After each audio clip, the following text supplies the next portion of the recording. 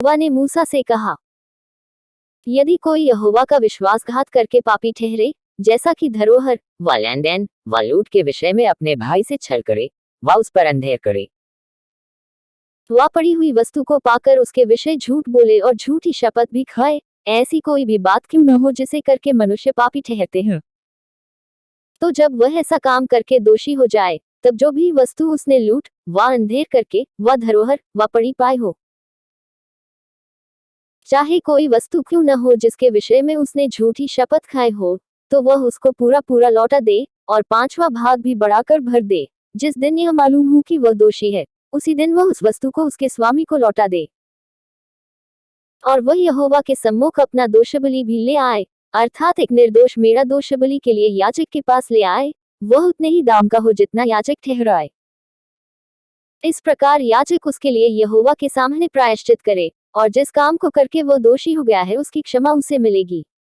फिर यहोवा ने मूसा से कहा, हारून और उसके पुत्रों को आज्ञा देकर यह कह कि होमबलि की व्यवस्था यह है, अर्थात होमबलि ईंधन के ऊपर रात भर भोर तक वेदी पर पड़ा रहे और वेदी की अग्नि वेदी पर जलती रहे। और याजक अपने सनी के वस्त्र और अपने तन पर अपनी सनी की जांघिया पहनकर होमबलि की राख, जो आग के भस्म करने से वेदी पर रह जाए, उसे उठाकर वेदी के पास रखे। तब वह अपने वस्त्र उतारकर दूसरे वस्त्र पहनकर राख को छावनी से बाहर किसी शुद्ध स्थान पर ले जाए, और वेदी पर अग्नि जलती रहे और कभी बुझने न पाए। और याजक भोर भोर उस पर लकड़ियां जलाकर होमबलि के टुकड़ों को उसके ऊपर सजाकर धर दे और उसके ऊपर मेलबलियों की चर्बी को जलाया करे। वेदी पर आग लगातार जलती रहे, वो कभी बुझने न पाए। अन्नबलि की व्यवस्था इस प्रकार है कि हारून के पुत्र उसको वेदी के आगे यहोवा के समीप ले आए,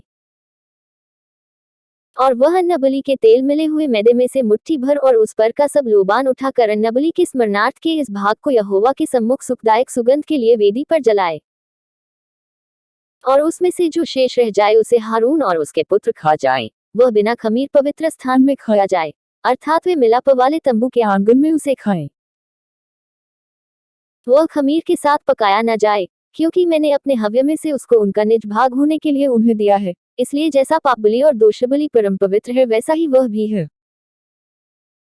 हारून के वंश के सब पुरुष उसमें से खा सकते हैं। तुम्हारी पीढ़ी पीढ़ी में यहोवा के हवनों में से यह उनका भाग सदैव बना रहेगा। जो कोई उन हवनों को छुए वह पवित्र ठहरेगा। फिर यहोवा ने मूसा से कहा, जिस दिन हारून का अभिषेक हो उस दिन वह अपने पुत्रों के साथ यहोवा को यह चढ़ावा चढ़ाए, अर्थात एपा का 10वां भाग मैदा नित्य अन्नबलि में चढ़ाए। उसमें से आधा भोर को और आधा संध्या के समय चढ़ाए। वह तवे पर तेल के साथ पकाया जाए। जब वह तेल से तर हो जाए तब उसे ले आना। इस अन्नबलि के पड़े हुए टुकड़े यहोवा के सुखदायक सुगंध के लिए चढ़ाना। और उसके पुत्रों में से जो भी उस याजक पद पर अभिषिक्त होगा, वह भी उसी प्रकार का चढ़ावा चढ़ाया करे। यह विधि सदा के लिए है कि यहोवा के सम्मुख वह संपूर्ण चढ़ावा जलाया जाए। याजक के संपूर्ण अन्नबलि भी सब जलाए जाएं, वह कभी न खाया जाए। फिर यहोवा ने मूसा से कहा, हारून और उसके पुत्रों से यह कह कि पापबलि की व्यवस्था यह है, अर्थात जिस स्थान में होमबलिपशु वध किया जाता है उसी में पापबलिपशु भी यहोवा के सम्मुख बलि किया जाए, वह परम पवित्र है। और जो याजक पापबलि चढ़ावे वह उसे खाए, वह पवित्र स्थान में, अर्थात मिलाप वाले तंबू के आंगन में खाया जाए।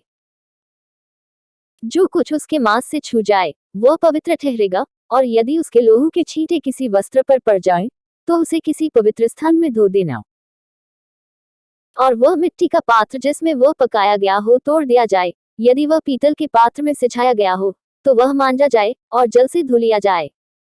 और याजकों में से सब पुरुष उसे खा सकते हैं, वह परम पवित्र वस्तु है। पर जिस पापबलिपशु के लोहू में से कुछ भी खून मिलाप वाले तंबू के भीतर पवित्र स्थान में प्रायश्चित करने को पहुंचाया जाए, तब तो उसका मांस कभी न खाया जाए, वह आग में जला दिया जाए।